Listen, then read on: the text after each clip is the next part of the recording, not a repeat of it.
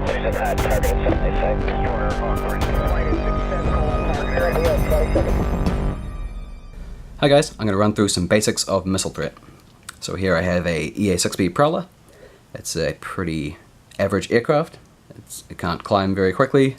It's not very powerful. It's kind of just an average aircraft. It's great at electronic warfare, but not so great at maneuvering around. So on the base, I have two dice. I have one for altitude and one for speed. It's easy to remember. Altitude is white for clouds, and speed is green for go. So what can my Prowler do in a turn? It has two actions. If it wants to climb, it can gain one altitude and lose one speed. That's a climb, very straightforward. Say if it wanted to dive instead, it could lose one altitude and gain one speed. That would be a dive. Now if you wanted to dive without gaining that speed, you can do what's called cutting the throttle, where you can shed up to 2 speed. So say I make a dive for one action, instead of gaining speed, I want to keep my speed the same. So I cut throttle as I go down. So that'd be shedding 1 speed. So instead of that, I could shed 2 speed. Say I make a dive, I lose 1 altitude, gain 1 speed, but I want to shed 2 speed, so I get down to 2. And so those are kind of the absolute basics of climbing and diving. Now for turns. If I want to make a turn, I'll line up the side of the aircraft's base there with the 0 point on the protractor. So I want to be pretty much directly in the center of the aircraft's base. You don't have to be too precise, but for this video it would be nice to show you how it works.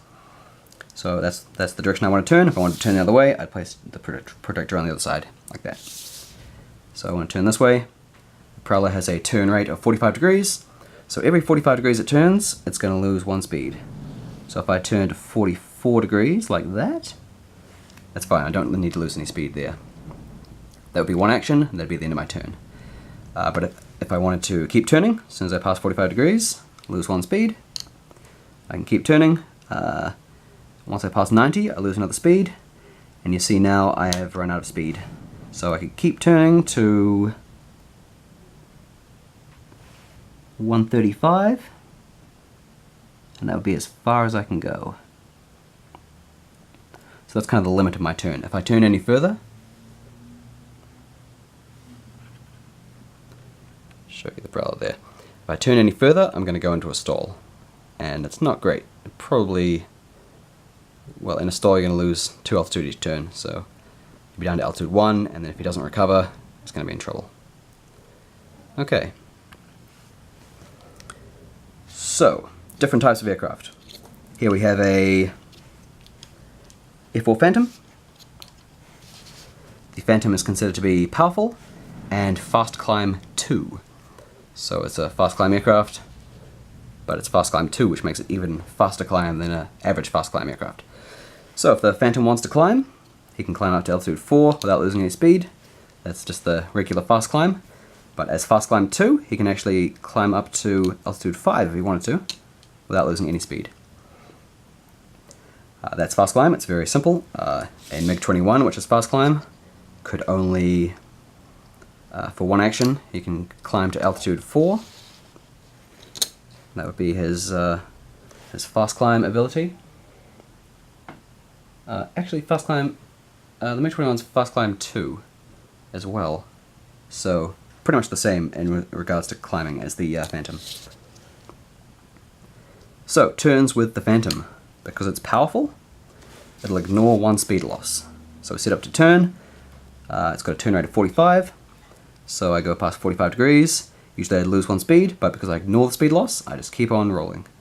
But once I do get to 90 degrees, that's when I'll start to lose speed. So if I pass 90 degrees, right there, if the point of contact passes, so right there is kind of it's about as far as you can, that'd be like 99.9 degrees, this is as far as you can, sorry, 89.9 degrees, as far as you can go. Any further, and you're going to start to lose speed there, down to 2. So that's turning with a powerful aircraft. Now the MiG-21, you might be thinking, hold on, it's got a turn rate of 60 degrees. That's more than the Phantom. But yet they could maneuver somewhat similarly. In some ways the Phantom could turn slightly better. I suppose it would depend on the exact altitude they're at, but we don't represent turning at different altitudes in this game. We try and keep it as simple as possible. So the Phantom has a 45 degree turn, and the MiG-21 has a 60 degree, but the MiG-21 is not powerful. So if the Phantom wants to turn, say it's a speed 3, you can turn past 60, no problem, won't lose any speed. Meanwhile the MiG-21, say the Phantom turns to 89 degrees, the MiG-21, as soon as it passes 60, it loses 1 speed. So it may have a better turn rate, it loses speed less often. So it passes 60, loses 1 speed. Passes 120, loses another speed. So by the time it's past 120, it's actually at speed 1, and it can't turn much further. It could turn to there. That would be the limit of its turn. Pretty much a 180 degree turn. It's about as far as you can go at speed 3. Phantom, on the other hand, is going to ignore that first speed loss. So it'll come around to 45, ignores it. Gets past 90, loses 1 speed. It gets past, 135, loses 1 more speed. And so he's actually made it to the same place at the same speed because of the powerful ability. And yeah, so that's the basics of turning. Turning versus powerful versus different turn rates. Now let's look at, if you're going through this rulebook, you'll see there's quite a bit of text to describe things. I didn't have a lot of space for pretty pictures or anything. So, if I want to increase speed, what can I do? I can do so by the way, all those turns just take 1 action. You could do something else after those turns, no matter how far you turn. So say I could turn, up to 90, lose 1 speed, and then I still have another action. I could do something like getting a radar lock, firing a weapon. I could make another turn potentially in a different direction if I was feeling fancy. Start turning like that, whatever it is you want to do. So there's a few options there. So I want to gain speed. Your Prowler, who has no special abilities apart from his amazing jamming pods, electronic warfare, and great radar. Not great in the maneuverability or thrust to weight ratio area. So he wants to gain speed. What can he do? He can do a level flight, which takes 2 actions and allows him to gain 1 speed. So pretty much he sits there and gains 1 speed. And that's it. During that time he could try and get a radar lock on something, although as an electronic warfare plane he doesn't really need to do that. He's mostly there to provide early warning and to protect close by aircraft with the jamming pods, his electronic countermeasures. And so that's 2 actions, that's it, that's all he can do, speed up. If you wanted to just spend 1 action accelerating, I usually just give them a green marker to say he's accelerating. So say he spends 1 action doing that and 1 action doing a climb, which would lose him 1 speed. And then next turn he's been accelerating for 1 action, he can spend his second action to accelerate even more and get that 1 speed. So that's his first action, and the second action he could say, he climbed to altitude 4. He could climb to, I can't climb any further, that's his altitude stealing, so that's as far up as he can go. So yeah, that's accelerating over a couple turns. So if he keeps that, so let's say he was at altitude 3, speed 3, he goes for a climb, 1 action, lose 1 speed, climb, altitude 4, lose 1 speed, so it goes down to 2. That's 1 action, and then he accelerates, which is the second action. His next turn, after he's made his mandatory move, obviously, he moves forward, he's going speed 2, and he's got a 2-inch speed bonus, so he'd go 4 inches forward to there. So say he's done his forward movement, and then the next turn he can climb again. He can't climb again, but he could accelerate, continuous acceleration, take him 1 speed up, and then make a turn or something for 1 action, do whatever he needs to do. That's accelerating over a couple of turns. Now, gaining speed as a powerful aircraft. So the Phantom's powerful. He can gain 1 speed per action. So all he has to do is say I spend 1 action accelerating, and then I've got another action to fire a missile or 2, get a radar lock. In fact, he can get a radar lock while he's accelerating, because it's very simple. You increase the throttle while you're doing that, you're working the radar. You don't have to worry too much about accelerating. It's not something that's going to take a lot of attention. And yeah, if this Phantom was powerful too, as powerful as something like a MiG-29 or a I can't remember which other aircraft are powerful too. Modern aircraft with thrust to weight ratios higher than 1.0. If it was powerful too, he could increase his speed by 2 up to 5 for 1 action. Now, other basic actions, we can do a positive climb. Takes 2 actions and allows you to gain 1 speed and 1 altitude. So, gain 1 speed, 1 altitude. That's a positive climb. If you're a fast climb, you can gain the 1 speed and altitude with a single action. So it's a good way to get a bit of advantage in energy, sorry. So he's fast climb 2, so he could potentially gain 1 speed and 2 altitude for a positive climb. So a positive climb is quite similar to a climb, except you're going to be gaining speed at the same time. So there'll be often cases where it's a better idea to do a positive climb than a regular climb. And there'll be some cases where you don't want to do that. Okay, let's get into weapons. Although first I should probably talk about deployment. So say I've got this Phantom cruising along. Now at the moment, say we're in the middle of the table somewhere, and the Phantom's radar is 20 degrees. So we have this area here, 20 degrees either side of the nose there.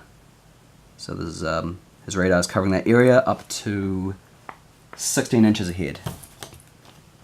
So it's a decent distance. It's kind of going out past the camera there.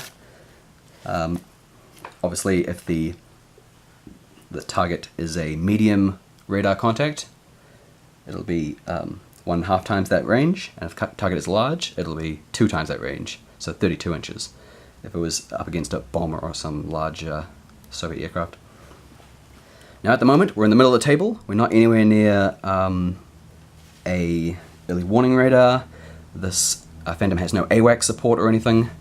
I will put them up at the top of the screen there. So say it's the flight plan phase. And say I'm a Vietnamese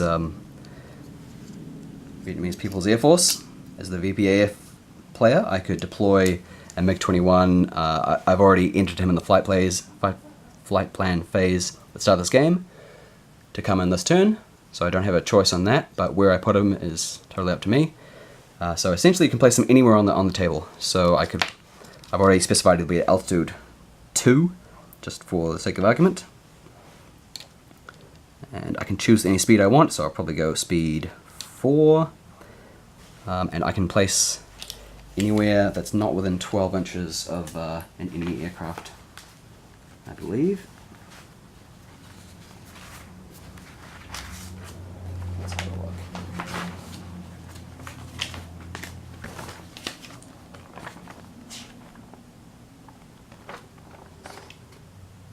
Not within 12 inches of an enemy aircraft at the same altitude.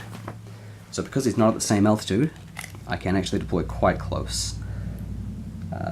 If I was deploying at altitude 4, I'd have to be 12 inches away. I'd be way over here somewhere.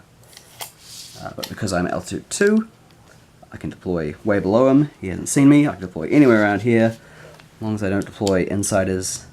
In fact, I can deploy right in front of him if I wanted to. Because his radar only covers 1 altitude above and below, his radar only goes down to altitude 3 there. So I'd be underneath his radar at that point. So as VPAF player, I'll place him something like that. The flight plan is done before the mandatory move.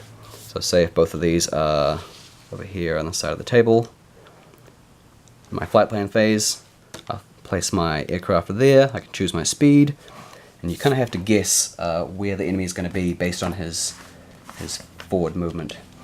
Phantom has a 7-inch move, 7-inch speed bonus, plus 4 makes him 11 inches, so he'd go almost, if I just move that way a little bit, he'd go to there during the mandatory move. Meanwhile the MiG-21 has a 6-inch speed bonus, plus 4 is 10, so he'd move to about there, directly forwards. And that's the position we end up in. So the MiG-21 there has kind of misjudged it slightly. He's not in a great position to try and get an attack in. Firstly, he'll need to climb. So say we're going to try and do an attack here. He's deployed in the flight plan phase. The Phantom has been completely unaware of him as he's come up from low altitude, and now he's got 2 actions. So first off, he's going to... Now here is just an average pilot. I don't believe he can... let's see. So he'd have to do a maneuver and attack if he wants to make an attack with his guns. You turn your aircraft and fire a weapon. This can be a cannon attack, firing all the cannons, or firing up to 2 missiles. Aircraft that are fast climb can gain 1 altitude during a maneuver and attack.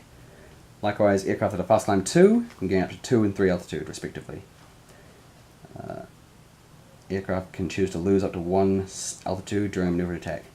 And they'll get, so you can do it. You can essentially combine dives and climbs with maneuver and attack relatively easily.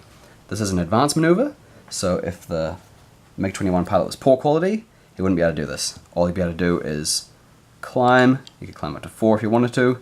He's fast climb 2, and then make a turn, but he'd have to wait until next turn to actually attack. But seeing as he's average, he can make a maneuver and attack. So essentially he's going to make a turn. He turns like that. The cannon engagement zone is directly forwards. A line like that. You can see that that line intersects the base of the Phantom. So to be able to make a cannon attack, he needs to be either at the same altitude or 1 altitude above or below to make that attack. So he does a maneuver and attack maneuver, which is an advanced maneuver. So it takes 2 actions. You can turn. Fast climb 2 can climb up to 2 altitude, so I'll climb to the same altitude. I haven't turned past 60 degrees, so I won't lose any speed there. And now I'm at the point where I'll need to make a pilot check to actually pull this off. Pilot check's failed, I'll lose 1 speed and 1 altitude. So maybe I haven't climbed correctly, maybe I bungled it up and turned too hard or turned too soon, or I saw I was about to overshoot and screwed it up or something. So I'll make my pilot check. I'm average, so I need a 6 to pass. Okay, so I succeed my pilot check. Now this is the point where so I'm just about to roll damage. This is the point where the Phantom can try and take an evasive maneuver. So the Phantom pilot, let's say he's average as well. Now if he was competent, if the Phantom pilot was competent, and the MiG-21 was average, the Phantom would actually get to go first because it's a higher quality. So in this situation, we'll say that the Phantom pilot is average, and seeing as they're the same quality, they would have had to roll off at the start of the action phase to see who got to go first. So let's say, for the sake of this example, that the MiG-21 got to go first. He's got the drop on the Phantom. I mean, obviously if the Phantom went first, he'd be able to outturn, make it very difficult for the MiG-21 to get a good angle on him.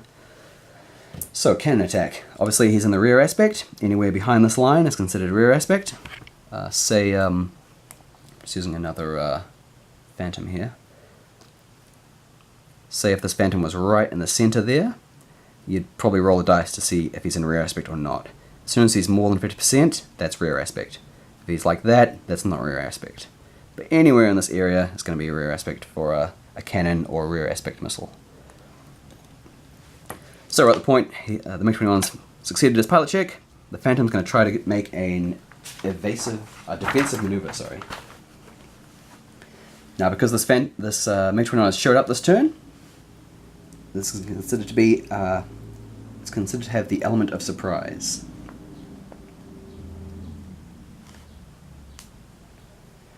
So it's going to be -4 to the pilot check. The Phantom's also attacked from rear aspect, so he's also -4 to the check for defensive maneuver. So essentially he's -8 to the check. So it's unlikely he's going to succeed this check. Doesn't mean he won't take evasive action, a defensive action. Just means that it's very difficult. A better quality pilot, obviously. So attacked from rear aspect, the competent pilots are only -2, while veteran pilots are no negatives. So if he was a veteran, there'd be no negative for rear aspect, but it'd still be a -4 for surprise. Although, let me just double check that. It's possible that I altered that slightly recently, and I'm reading from an older version. Let me have a look.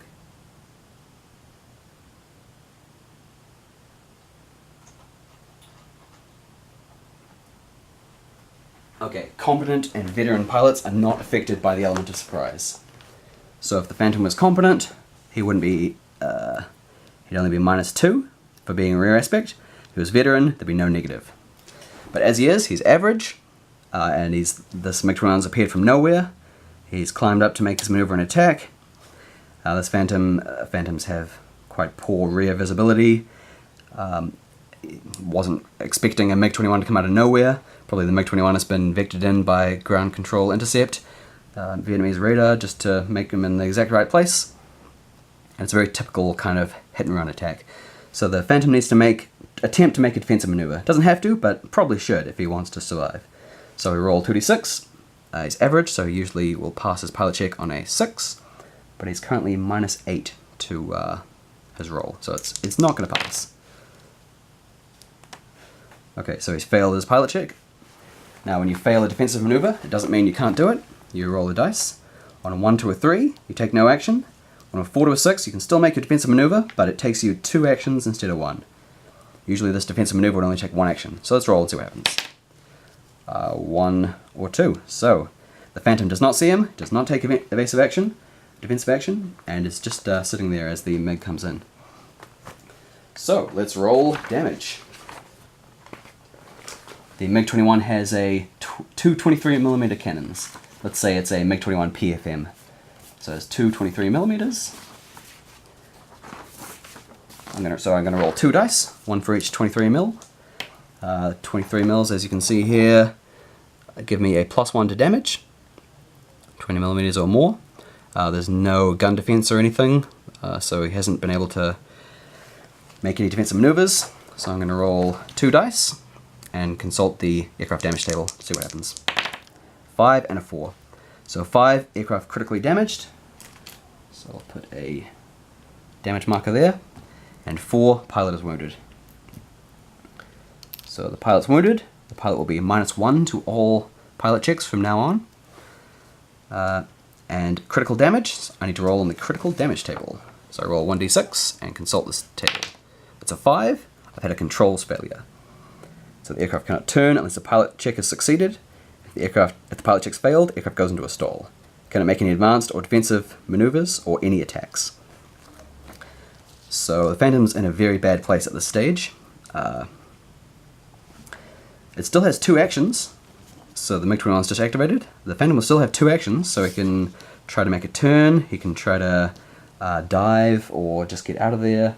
He can't do anything too fancy. Hopefully his friends will come in and try to attack this MiG-21, or... but essentially, this Phantom would likely try to return to base as soon as possible. In his turn, let's say he dives to try and get out of there, try and outrun him. He dives by 2 and gains 2 speed. In fact, he could do a steep dive if he wanted to, which would force him to lose 3 speed, I believe. Let's have a look. Steep dive. 2 actions. Cause you to decrease altitude by 3 and increase speed by 4. So he could do that just for the hell of it, just to get away from that MiG-21 as much as possible. He would need to cut his throttle at the same time, just to prevent speed stress. If he goes over 6 speed, he's going to start taking damage. And that would pretty much be his action. So then the next turn, in the flight plan phase, this Phantom's going to say, I'm getting out of here. I request to return to base. So in that flight plan phase, he would be entered in for the next flight plan phase to leave the game. It won't happen this turn, but it will happen in the next turn. So this turn we make our mandatory moves. Phantom would go very fast forwards. The MiG-21 would go not quite as fast. They would do their, forward movement. Let's say a few Phantoms come from nearby, fire missiles at this MiG-21, force him to do a defensive break or something, and then in the next flight plan phase, he returns to base. When he returns to base, he's just removed from the game. So he's out of the game. Now at the end of the game, because he's damaged, and because he has a wounded pilot, he'll need to make a pilot check to see if his aircraft's actually destroyed on landing. Now I'd have to do this just if his aircraft is damaged, but the wounded pilot just makes it a bit more difficult. So I have to make a pilot check. If he succeeds, the aircraft is fine. So he's fine. He's got a 9 there, be -1 to create 8. So he only needs a 6 to pass the pilot check, so he's able to land the damaged Phantom at the end of the game, and the Phantom's fine. So while it looked pretty bad, getting hit by a 23mm cannon didn't actually destroy him and didn't count as a loss at the end of the game. So not too bad. So that's cannon attacks. That's the basics of cannon attacks. Let's get into firing missiles. Let's put the Phantom on the attack here. Although what we should do is actually do a cannon defense, firstly, just to round out the cannon introduction. So we have 2 aircraft. Let's say that it's a late version Phantom with a 20mm Vulcan. Could be an F4C Phantom. Now let's go for a later version with a radar gun sight. So say it's an F4E Phantom up against our MiG-21 friend here. So the Phantom has a bunch of... Oh, we're doing a cannon attack, that's right. So Phantom succeeds his cannon attack check, that's fine. MiG-21 succeeds a defensive maneuver. So what's he going to try and do? Firstly, he wants to sacrifice speed in order to get a negative to the cannon attack. So if he sacrifices 2 speed, the cannon attack will be -2. Now he can also defend vertically if he wants to. If I look quickly at defensive maneuvers.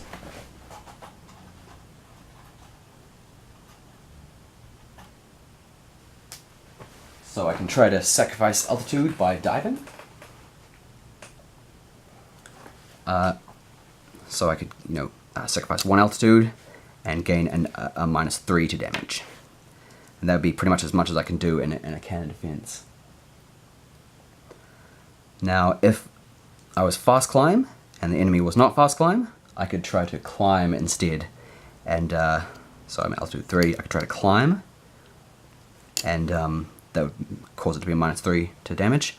But because the Phantom and the MiG-21 are both fast climb 2, I'm not going to be able to outclimb them like that. I can still dive, but just because the Phantom can easily climb with me, just follow me up and keep attacking, no problem. So I've succeeded my defensive action. I'm going to be counted as defensive 1, and I'll be -3 to the damage roll there. So the Phantom only has 1 cannon. Let's roll 1 dice. Let's say, for the sake of this argument, the Phantom is a competent pilot. So competent will give you +1 to the damage roll. If you look here, we've got a 20mm Gatling gun. The Vulcan counts as a Gatling gun. +2 damage. Competent quality pilot with cannons, +1, so +3 in total. So +3, the enemy has managed to get a -3 to damage. So it's going to be 1 dice and just standard damage. There's no modifier. So I roll the dice. It's a 1, so no effect. So the MiG-21 has managed to avoid getting any damage. But I mean, if this dice had been a 6, he'd be shot down. It'd be destroyed straight away. Now, if the MiG-21 had failed, the Phantom would be +3 damage. So we'd roll, 4 + 3 is 7. Anything higher than 6 is aircraft destroyed, so that'd be a kill straight away. So it's not often how many cannons, but how good a pilot and the quality of the cannon that does matter. So if the MiG-21 had not made a defensive maneuver there, it'd likely be destroyed. Now because he had made a defensive maneuver, the competent pilot activates first, followed by anyone lower quality. So let's say the MiG-21's average. Usually I don't use any marker for average pilots. They don't have any. You don't need poor or competent or veteran. You just have no marker. It's easiest. Less markers is better. So he's made a defensive action. So he's gonna only have one action this turn. I usually have two, but he's lost one for using it as the defensive action. So what can he do in this turn? Something for one action. Maybe make a turn. Try and get out of there. And then at the end of the turn, the defensive marker is removed. Alright, that's cannons. Let's get into missiles. The entire focus of the game. Well, kind of. Okay. I have a bunch of missile markers here. 4 AIM-9 Sidewinders. Stack on the base. And 4 AIM-7 Sparrow. Semi-active radar homing missiles. Stack them all on the base. I usually put the radar missiles on top because they get fired first often. Because they're usually longer range. Okay, so let's say we have Phantom and MiG-21. Yep, the Phantom. It's the Phantom's turn. Let's say he's competent for the sake of this example. So the competent pilot will activate before the average pilot. The Phantom's going to try to get a radar lock on this this MiG-21. So I roll a 2d6 to see if I pass my pilot check. Yep, it's a 9. I only need a 4 to pass as a competent pilot. So I've got a radar lock. It takes me one action. And then for my second action, I can fire 2 AIM-7 Sparrows. Because I'm within range, that should be no problem. AIM-7 Sparrow, 6 to 20 inches. So as long as I'm more than 6 inches away and less than 20, it's no problem. So for one action, I can fire both missiles. It'll move 7 inches. I believe I'm within 7 inches. Oh. So let's say I'm not within 7 inches. It's just out. So I usually use proper missile markers. There you go, 7 inches. And they're just shy of hitting that MiG-21. And usually I'll take the missile markers from the base and put them on the base of those missile models, just so we know what's actually there. So let's say for the sake of argument they're just shy of getting that MiG-21. The Phantom has used both its actions. Now this is kind of assuming that these AIM-7s work perfectly. For the old missiles in the 60s and 70s, this is usually not the case. So what I should have done first is roll to see if these missiles actually successfully launch. So 1 dice each. They're going to need a 5+, but because I'm competent, I get a +1 to that roll. So I need a 4+ in order to for them to actually work. So neither of the missiles actually work. So in this case, both missiles fire, and they either fall to ground or they track but don't ignite, or one of those combinations. So that would be the Phantom's turn. For the sake of argument, let's say the missiles do work, or perhaps we're in a later conflict where they're using much better quality missiles. Perhaps this is in the Arab-Israeli War in, I don't know, 1982, and we have an Israeli F-4 firing high-quality AIM-9 or high-quality AIM-7 Sparrows. Let's say they did work. So a MiG-21, at this point, he can try to make a defensive maneuver. The F-4 is behind, so I'll be -2, -4, I think. Look. Rare aspect, -4 to my pilot check. So I roll, I fail. So because I failed, I just, it could either be that I take no action, or that I get what's called target fixation, where I'm so focused on trying to defend that I use up all my actions trying to defend from it. So I roll the dice to see what happens. 1, 2, or 3. Pilot takes no defensive action. So at this stage, in the next turn, both these missiles will go straight in. That's when I can make a last-ditch missile defense. So they'd move first in the mandatory move phase, followed by, then we'd roll damage, and then we'd do the rest of the movement. So the missiles actually impact the MiG-21. this is where I can try to make a last-ditch missile defense. So I may not have had time to react before, but I can try again when it comes last-ditch. And so I'm not able to again. So the missile's pretty much hit. I'm in a pretty bad place, and I'll pretty much be just destroyed there. But if I was able to defend, if I was able to roll a bit higher, or perhaps I was a better quality pilot, I would be able to sacrifice speed in order to reduce damage from those missiles. So if I sacrifice 2 speed, that'll be -2, and then because they're in the rear aspect, I can dive to get more of a negative damage. So I can dive by 1, which will give me one less damage. So let's say we're in the mid-Vietnam War. AIM-7E Sparrow has a +5 to damage, which is a lot. So if they hit you, you're pretty much dead. But I've got a -3, so it becomes +2 to damage. I roll once for each missile with +2. So 4 becomes 6, and a 2 becomes 4. The 6 destroys me, so that MiG-21 is shot down, is destroyed. So you can see if your missiles work, they are usually pretty effective. Let's go over a defensive break. So let's say I fire an AIM-7 Sparrow. He's got a lock on him.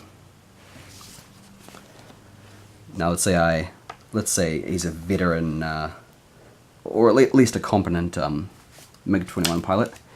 So he's able to easily succeed his... so let's move this over a bit so we can see what's going on. He's just succeed his pilot check. The missile moves 7 inches forwards. Doesn't quite hit the MiG-21, so he's just out, just for the purpose of this example. And so he succeeds his defensive maneuver. He's going to try and make a defensive break. So he brakes as hard as he can. Let's say he has 6 speed for the sake of this example. He goes past 60, lose 1 speed, past 120, lose 2 speed, past 180, he'll lose 3 speed there. And so that'd be his defensive break. That'd be defensive 1. If he makes it outside of the Phantom's radar envelope, which I believe he does, he'll no longer count as having a lock. So yep, he's outside the radar envelope, so the lock's broken. And next turn, we look at our AIM-7 Sparrow, and we'll see if he's made it outside the tracking rate of that Sparrow. I'll line this up just for the camera. It's not quite perfect in real life, but just the camera angle you can see there. So the AIM-7 Sparrow will track anything 45 degrees either side of the nose. Sorry, 45 degrees there. So from there all the way to there. And you can see the MiG-21 is well outside that area. So the Sparrow will be considered to be defeated at that point. It's got no target inside its tracking area, and so the MiG-21 has successfully upturned that. So if you're in the right position, you can easily turn, and you have enough speed, you can easily turn to avoid an incoming missile, provided you know about it and actually know what's going on. Okay, so that is missiles. That's pretty much the basics of missile threat covered. A few actions, some damage, defensive maneuvers. What else? What else we got here? Last ditch missile defense we covered. Various radars. So let's say we're in the flight plan phase. We're deploying, and we'll talk a little bit about protective radar and being able to defend your forces from sneak attacks like this. Say I've got an A6 intruder. This is an EA6B, but let's say it's an we could say it's an EA6B. It's behind our Phantom like this. We've got a MiG-21 who's turning up in this flight plan phase. Now because let's put him all the way back there. Because the radar envelope of this this EA6B is 45 degrees either side from there to there. It's an airborne early warning radar. Has quite a large radar, and it's covering this entire area in here. So the MiG-21 will not be able to deploy anywhere in this area. In fact, all the way probably out to the edge of the table, because the radar is very long in the EA6B Prowler. So if the MiG-21 wanted to attack that Phantom, it would have to deploy somewhere outside this area, somewhere back here. Obviously, if it was low enough, if it was altitude 1, it could deploy anywhere because, say we're in the Vietnam War, altitude 1, there's no radar coverage, so you can always deploy at altitude 1 pretty much in any theater that is no low altitude radar. So the MiG-21, say if he's altitude 3, which is specified in your flight plan, so you can't change that when you're deployed. So we could deploy anywhere around here behind this area, but not inside this 45-degree cone. So the early warning is essentially protecting the Phantom. You could still deploy here and then mandatory move, kind of come in like that. You could still kind of cause problems. So let's say instead if we've got an AWACS aircraft, so let's say we've got an E2C here, who has 360-degree radar coverage and a very long-range radar. In this case, the MiG-21 would not be able to deploy anywhere near these two unless it was at low altitude. So let's say that the E2C is at altitude 3. The only way the MiG-21 would be able to do it was if they deployed at altitude 1, and you would have had to kind of thought about that before the game started to say, where am I going to send my MiG-21? Shall I send him in at low altitude or high altitude? Say I'm at altitude 6 or something like that. I'd still be able to deploy close to these guys and still be able to come in from above. But if I was deployed at altitude 3, so in my flight plan I've said altitude 3 can't be changed when I'm deploying. You can set your speed, but you can't change your altitude. You've already been directed to that altitude by just how you ended up in the combat, or your ground control intercept has said come in at 30,000 feet or whatever it is. So you can't change that when you're deploying. So in this case, the MiG-21 would have to deploy way away somewhere. Now, let's say this area 6 inches here is the MiG-21's friendly ingress zone. In that case, the MiG-21 could still deploy anywhere in this 6-inch strip, even if it's inside the enemy radar coverage. But usually, AWACS is going to give you a very wide area where the enemy cannot deploy inside. And that's what they're there for. They're there to show up where enemies are long before they're close enough to attack. Yeah, so that's the basics of radar and deployment. And yeah, using AWACS aircraft can be very handy if you don't want enemies sneaking up on you. What else can we look at here? Track while scan, the radar mode is a bit more, it's not exactly advanced, but essentially if I track while scan, I could lock onto, let's say, let's grab some more aircraft here.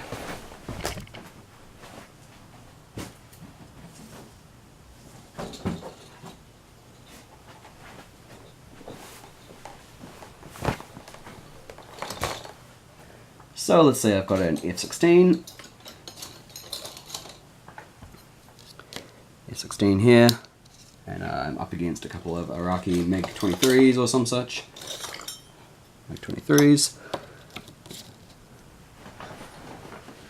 The F-16 has a track while scan radar, so I think it also has an airborne early warning style radar, which simply just means large, kind of a large azimuth, I think they call it, the distance between where it can and can't detect.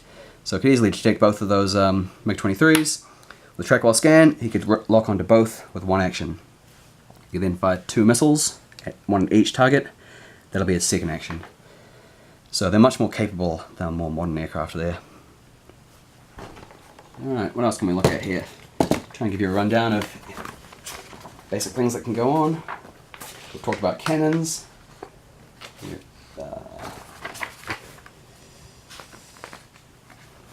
talked about radar guided missiles. Infrared guided missiles are pretty much exactly the same, except you don't need a radar lock. And the early ones, you'd have to be in rear aspect to use them. It'll say what kind of aspect it is. What else can we look at here? That's pretty much it for the basics. So, should get you started. Other things we could look at things like ground attack, how jamming works, that kind of thing. So let's say this MiG-21 has an ECM, electronic countermeasures, of 2. He's cruising along, altitude 3, speed 2. This F-16 is going to try and get a lock on both of these MiG-21s. He makes a pilot check. He's competent quality, so he easily pulls it off. So he's going to just move some of this stuff out of the way. So he's succeeded his pilot check. He can lock onto both of these, but they have electronic countermeasures. So he has to roll the dice. They both have ECM 2, so he needs a 3+. For this guy, he's able to. This guy here, he's not able to. So he's able to lock onto one target. With his second action, he could try to lock onto this guy again, or he could fire a missile at this MiG-23. So let's try to lock onto this guy again. He succeeds. He'll have to try to beat the countermeasure score again. He succeeds. So now he's got a lock on both of them. Now, if he was going to fire perhaps some all-aspect sidewinders, some AIM-9s, he wouldn't have to get a radar lock at all. He can just fire at both. It doesn't need to beat the ECM score. Electronic countermeasures is generally for preventing a radar lock. When you're at close range like this, it's not so important. He can just fire 2 AIM-9 sidewinders and they'd hit straight away. They'd move like 8 inches, whatever their initial speed is for the late sidewinder models. And that would be his one action. And then his second action, he can try to break away or fire 2 more sidewinders depending on what his loadout is. So I could put 2 each, except not that Sparrow. And at this point, these 2 MiG-23s would have to make last-ditch missile defenses. So, you know, let's say this guy's average 6, he succeeds. He can try to make a, he would sacrifice 1 speed, so that'd be -1 to damage, and then he can try to climb. Now, when the missile's on the front aspect, you can only climb if you want to defend vertically against a incoming missile. And I'd need to look up the MiG-23. I believe it's fast climb. Let's have a look here. MiG-23. Let's say this is Gulf War or some such. Fast climb 2. So the missiles all count as fast climb. Because he's fast climb 2, he can climb up to altitude 6 and he'd get a -2. His ceiling for the MiG-23 is 6, so he can do that. The AIM-9M Sidewinder is +3 damage. So this MiG-23 here, he's gone defensive, so it'll be defensive 1. 2 incoming missiles, he defends against both of them at the same time. He's able to get -2, 1 for sacrificing speed, and 1 for vertical defense. So because these missiles are usually +3, they're now only +1. So I roll damage. It's a 4 and a 4. And on our aircraft damage table, 4 is pilot wounded. So first time he's wounded, second time the pilot is killed and he's removed. The aircraft counts as destroyed, pilot's been killed, so on. This MiG-23, same thing. Does he complete his defensive maneuver? Yes, he does. Both missiles, because we're within 8 inches, they just hit automatically, so there's no chance for a defensive break or anything. So he'll have to sacrifice 1 speed. That'll be -1. Then he can use his fast climb 2 to gain 1 altitude and sacrifice 1 more speed. He can't gain 2 altitude there. Essentially, you're just trying to outclimb these missiles. It's not the same as a climb. You're still trying to defend. So he'll be able to get -2 as well. So it'll be +1 damage. Side is +3, -2, becomes +1. He's destroyed. So the F-16 ripple fires 4 AIM-9s at close range and front aspect and annihilates 2 MiG-23s. So it's very quick and deadly. If you're in the right place at the right time and the enemy is at low speed, you're going to be doing a lot of damage.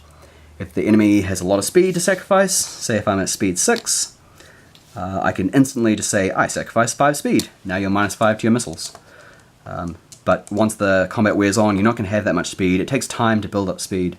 So it makes it more difficult as you keep losing speed throughout the game. And generally, an aircraft's going to be destroyed straight away, or it's going to be crippled with a first impact. So you're usually best off to try to sacrifice a lot of speed, or you can say, well, should I sacrifice a bit now and save a bit for later? How much damage? I know the side one is going to do +3 damage, so what if I'm at speed 6, what if I do sacrifice 4 speed, so I'm down to 2, and that'll make it -1, so let's see what happens. -1, so I still get a 3. 3 is aircraft damaged, so that's okay. My aircraft's damaged. If I'm damaged again, I'm shot down, but I'm still alive for now. I'd be defensive 1 in that case, and then in my action I can fire some infrared guided missiles at you at the F-16 if I wanted to. Fire some, I don't know, R-23T or something missiles. And yeah, that's kind of the basics of missile threat, so hopefully that helps you guys out. I'll do a few more videos, hopefully covering things like ground assets, helicopters, naval forces, and things like that. Hope you guys enjoyed, and happy gaming! Target 76, your operating flight is successful. Target area 20 seconds.